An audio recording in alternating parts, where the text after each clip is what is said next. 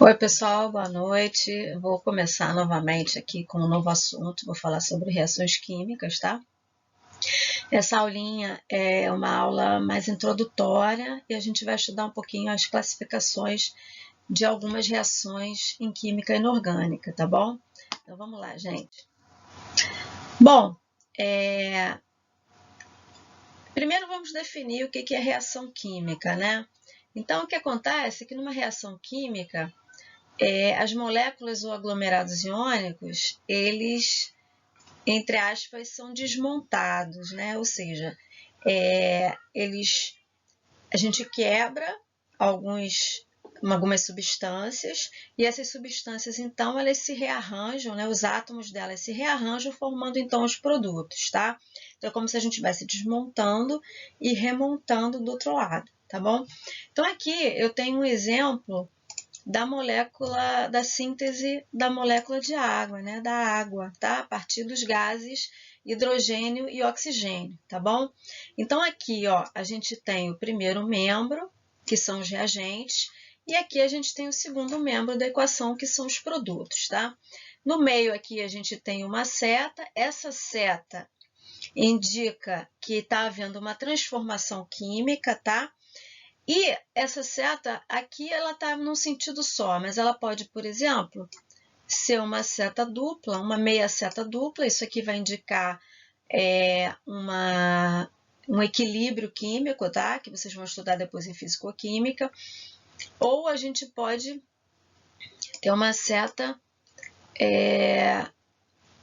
desse jeito, né? Significa que a reação ela poderia ocorrer em princípio nos dois sentidos, tá?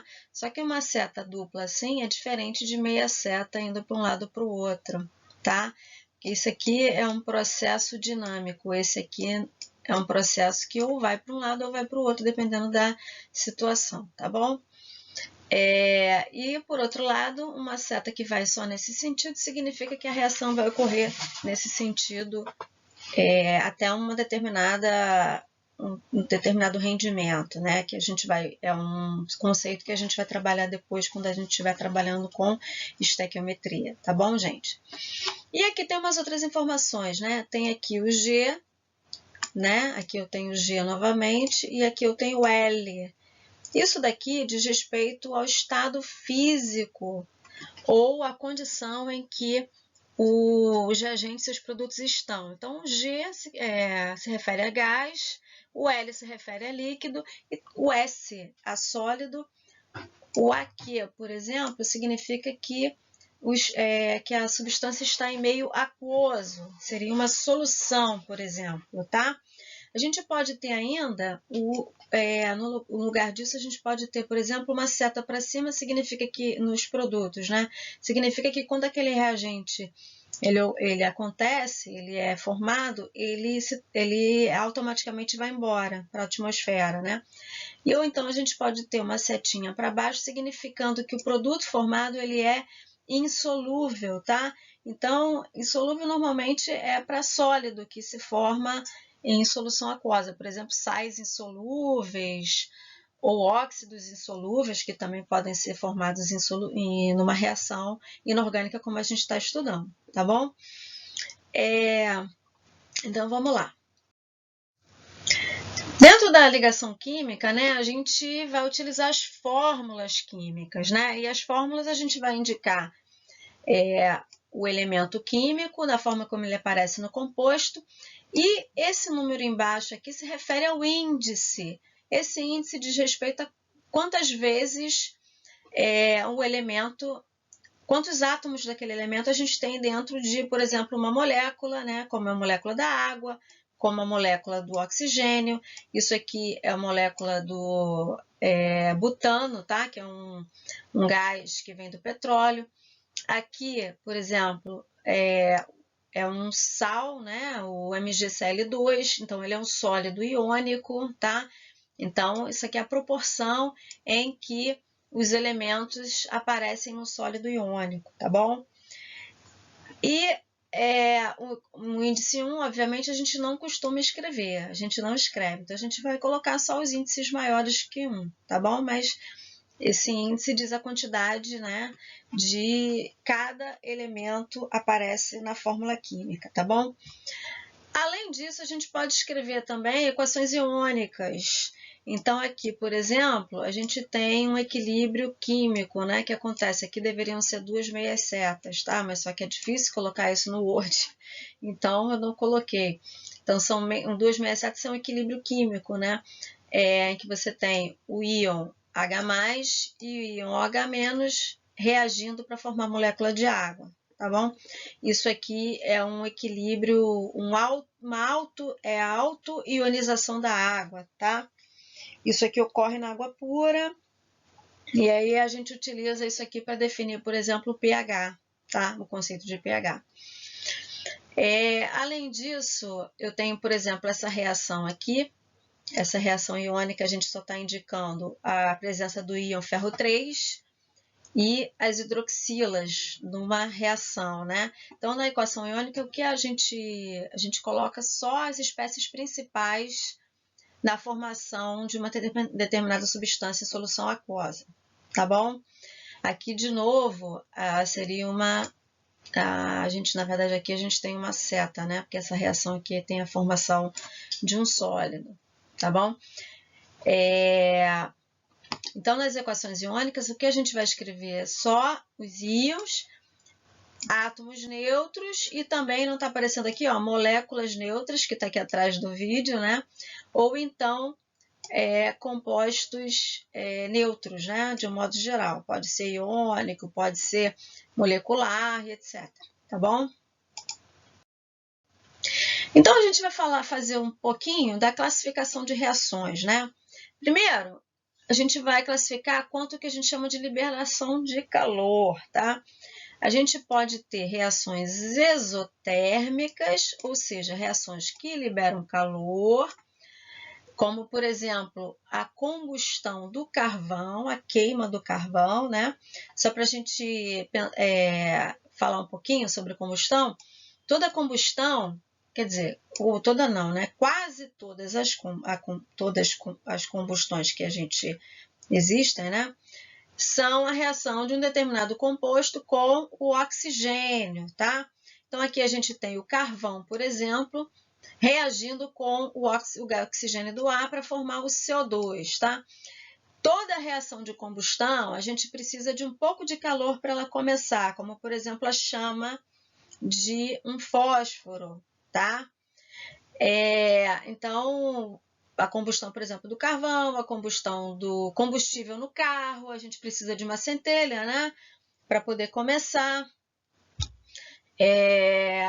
A gente precisa a combustão de uma vela, então tudo isso a gente vai precisar de calor para começar a combustão, né? Depois ela mesma vai se propagando, né? E é uma reação, em princípio, com o oxigênio. Então, numa reação de combustão, a gente vai ter o combustível, que é a substância que é queimada, e a gente tem o comburente, né? Que normalmente é o oxigênio. A gente pode ter outros comburentes, mas a gente não vai falar sobre esse assunto a gente vai usar como comburente só o oxigênio, tá bom? O oxigênio do ar em específico, né? Então, só para a gente ter uma ideia, para haver combustão, eu preciso ter 3 elementos, né?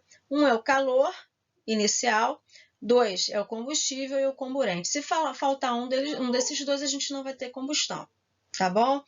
Então, por exemplo, para você queimar um papel, você precisa de fogo, ele precisa estar exposto ao ar, né? Então, por exemplo, se você estiver numa situação assim, em casa, de um fogo pequeno, se você quiser apagar, você pode, por exemplo, cortar o fornecimento de oxigênio, por exemplo, abafar com uma tampa, com alguma coisa assim, tá? Então, é uma forma de você apagar o fogo, tá? É um assunto bastante interessante que, se a gente quisesse, a gente podia ficar horas aqui falando sobre combustão, tá? Então, eu só dei essas informações iniciais que são importantes para a gente, tá bom? Então, toda reação de combustão, ela é exotérmica, ou seja, ela precisa de um pouquinho de calor para começar, mas ela também gera muito calor, tá? Ou seja, ela vai esquentar, entre aspas, o ambiente no entorno, tá? Além disso, a gente tem as reações endotérmicas, ou seja, elas absorvem calor do ambiente. Essa reaçãozinha aqui, ela é uma reação endotérmica, tá? Então, ela vai roubar calor do meio ambiente. Existem, por exemplo, alguns processos também que a gente considera endotérmico. Por exemplo, quando você tem alguns sais que quando você dissolve em água e você coloca a mão assim, por exemplo, no frasquinho, a gente percebe claramente que o frasquinho ele resfria, tá? No laboratório a gente tem essa experiência, então muitos alunos às vezes se surpreendem. Eu digo assim, dissolve esse salzinho aí na água. E quando a pessoa dissolve, o aluno percebe na hora que o frasco fica frio. É uma observação importante que vocês fazem no laboratório, né? Eu espero que brevemente a gente consiga voltar às nossas aulas normais, né? Vamos ver para onde vai essa pandemia aí, né, gente? Vamos lá. Bom, a gente pode classificar também as reações quanto à velocidade em que elas ocorrem, né? Elas podem ser lentas ou elas podem ser rápidas, tá? Essa reaçãozinha aqui é a reação de enferrujamento do ferro, por exemplo, de um portão de ferro que fica exposto ao ar, né? No tempo. O ferro ele pode demorar muito tempo para se formar, né? Para enferrujar, né? Então ele fica lá um tempão exposto ao ar e a gente começa a ver a formação de ferrugem, ou seja, a ferrugem é esse cara aqui, ó, é o óxido de ferro 3, tá?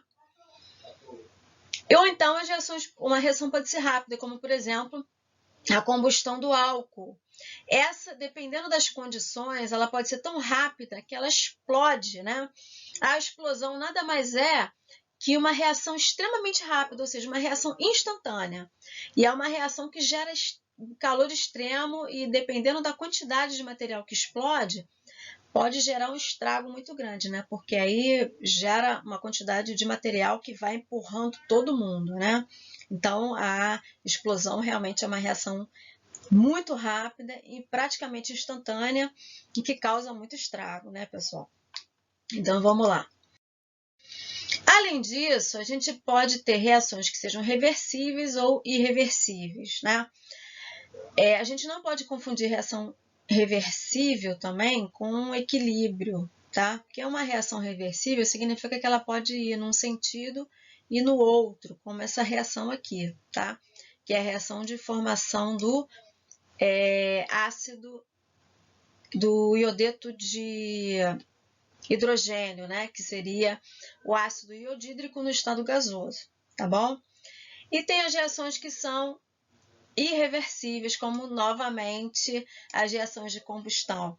Uma vez que uma reação de combustão começa, ela é irreversível, ou seja, a gente não consegue voltar ao oxigênio inicial e ao carvão, ao material inicial que a gente queimou, tá bom, gente? Então, a gente tem uma reação reversível e temos reações irreversíveis, tá bom? E a gente tem também, esse aqui a gente já viu, né?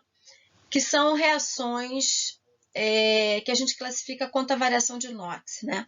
A gente tem as reações que são de oxirredução, novamente, são reações em que há variação de NOx, como, por exemplo, as reações de combustão, elas são reações de oxirredução. Por exemplo, o carbono, ele tem NOx zero, o gás oxigênio tem NOx zero, e aqui o carbono no CO2 ele vai ter NOx mais 4 e o oxigênio aqui vai ter NOx menos 2, tá bom? E a gente tem reações que não são de oxirredução, tá? Não tem variação de NOx. Então, por exemplo, quando a gente reage, tem essa reação entre dois óxidos aqui, né?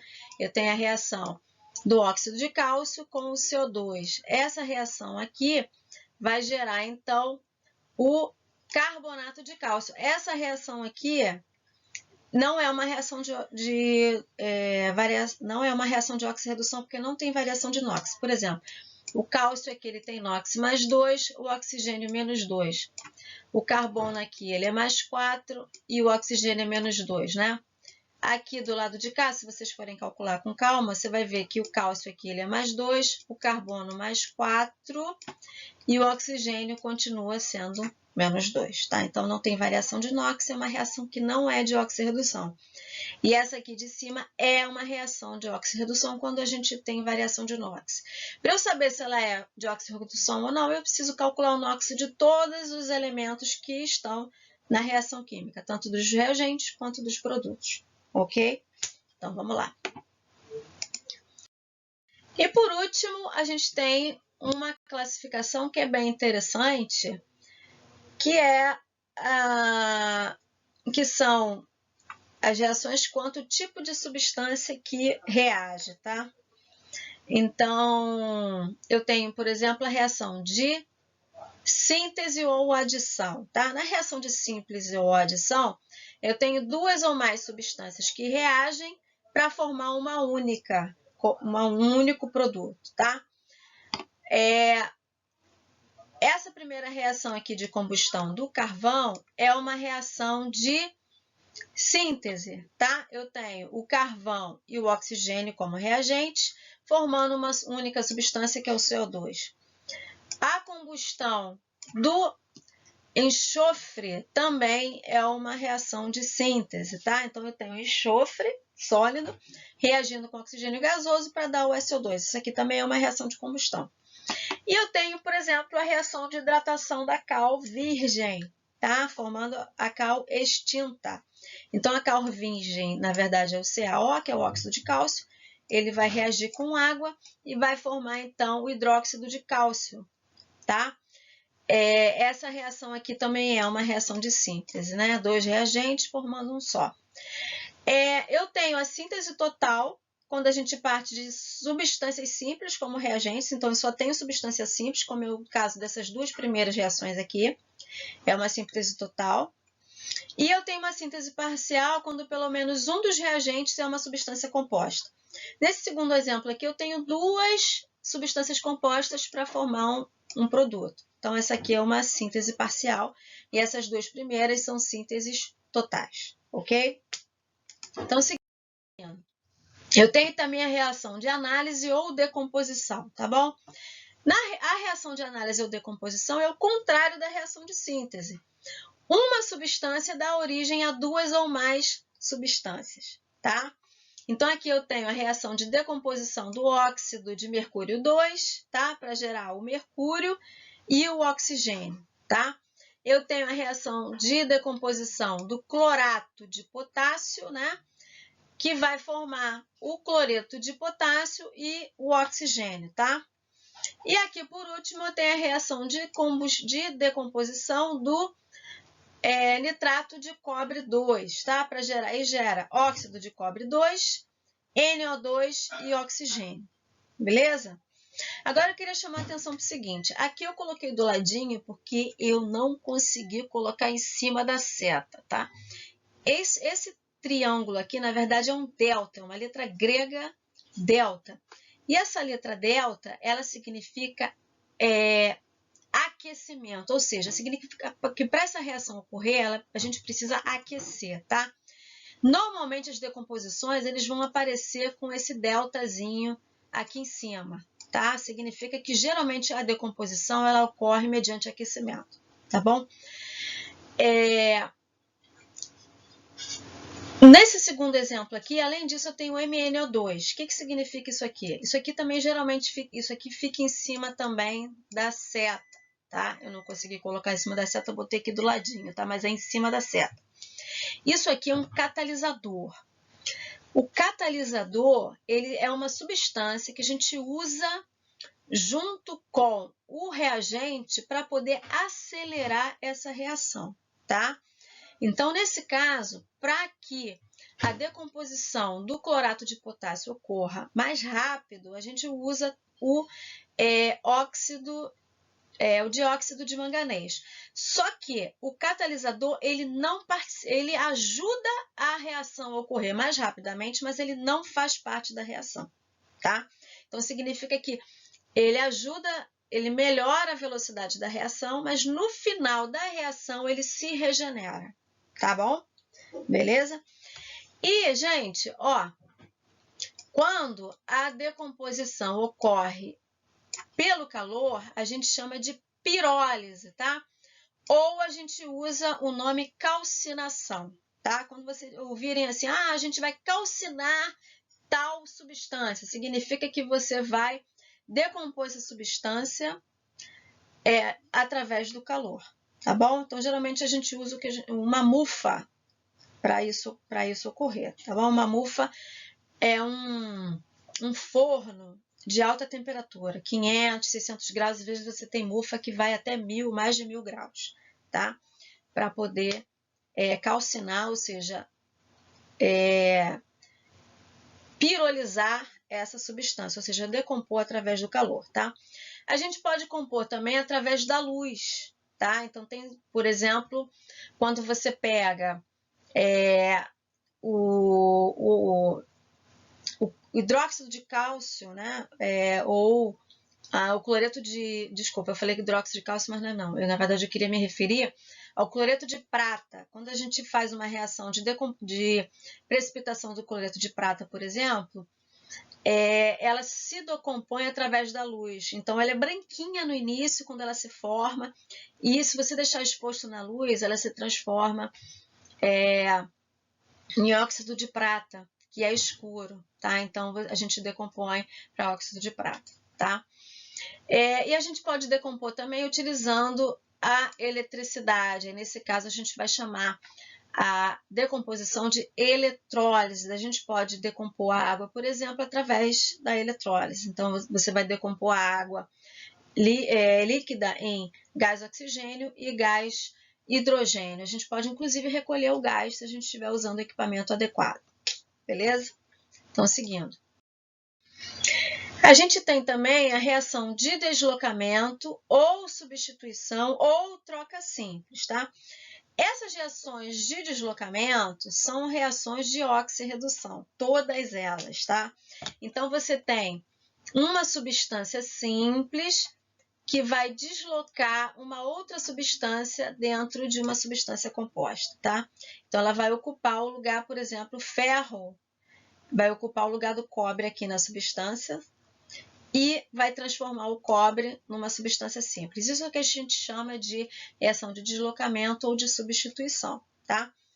Essa reação ela pode ocorrer entre metais e hidrogênio, tá?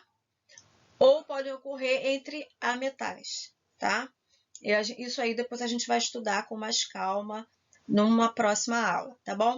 Então, aqui eu tenho exemplo, esse primeiro exemplo do ferro deslocando o cobre, e eu tenho aqui o segundo exemplo do mesmo ferro deslocando o hidrogênio de um ácido, tá? No primeiro caso, a gente vai formar o cobre zero, né? E no segundo caso, a gente vai formar gás oxigênio. Na prática, o que acontece? Você vai colocar, por exemplo, dentro de uma solução de sulfato de cobre, um prego, por exemplo. O que vai acontecer? Esse prego ele vai começar a criar uma camada de cobre na superfície dele, ou seja, ele vai ficar avermelhado. E a solução ela vai se descorar, porque a solução de sulfato de cobre é azul, né? E à medida que essa reação vai acontecendo, ela vai perdendo o azulado, tá? Nessa segunda reação aqui, o que a gente percebe é o borbulhamento de gás hidrogênio que vai para a atmosfera, beleza? Depois eu vou colocar uns videozinhos dessas reações aqui para a gente ver, tá legal? E por último, gente, a gente tem as reações de dupla troca, tá? Ou reações de dupla de substituição. Essas reações não são de oxirredução, tá? Elas vão ocorrer, como por exemplo, quando você reage dois sais, né? O que vai acontecer por exemplo, que o sódio vai trocar com a prata, tá? Então, nesse caso dessa reação aqui, vai formar o cloreto de prata, que é um sólido, e vai formar o NaNO3, que é solúvel em água, tá? Esse segundo exemplo aqui é a reação de dupla troca entre um sal e um ácido, né? Aí, nesse caso, vai formar um outro sal, que é o cloreto de ferro 2, e vai formar o H2S, que é um ácido gasoso, né? Esse aqui também vai para a atmosfera, tá bom? E por último aqui eu tenho a reação de neutralização, que é a reação de um ácido e uma base. Essa reação de neutralização também é uma reação de dupla troca, tá? Que o H vai trocar aqui com o sódio e vai formar água, né? E vai formar também o sal, tá bom? A gente também vai estudar as reações de dupla troca em uma aula específica mais adiante, tá bom? Na próxima aula eu vou postar os vídeos sobre as reações de deslocamento e de dupla troca, tá bom? E vou postar também os videozinhos das reações para vocês verem de laboratório, já que a gente não vai poder fazer isso na prática, por enquanto, né? Então eu vou botar o videozinho para vocês verem, tá bom? Então, pessoal, vou ficar por aqui. Semana que vem a gente vai ter mais 2 videozinhos, que dessa vez eu vou conseguir fazer, porque agora eu recuperei meu espaço. Eu estou aqui no meu espaço de aula, tá? Então, daqui para frente, com a graça de Deus, a gente vai conseguir trabalhar mais especificamente, tá? Sem interrupções, tá bom, gente? Ó, um grande beijo para vocês e fiquem com Deus, tá?